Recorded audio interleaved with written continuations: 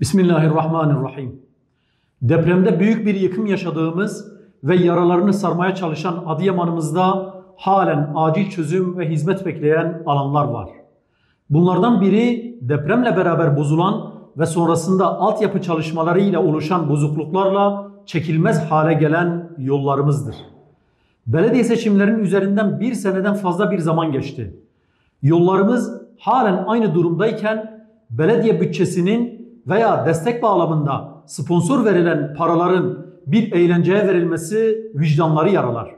Özellikle bu eğlenceye, değerlerimize ve kültürümüze aykırı, sapkın yaşam tarzına destek veren söz ve hareketlere ayan beyan ortadayken davet edilen sanatçının yer alması da kabul edilemez. Adıyaman'a hizmet etmek istiyorsanız bu ayın başında hastaneye alınacak 20 temizlik işçisi kadrosu için şehrimizde başvuru yapan 28 bin kişiye bir iş alanı ve istihdam sağlayın. Adıyaman'da sarılması gereken yaralar birkaç saatlik bir eğlence için bir sanatçıya verilecek yüz binlerce lira ile sarılamaz.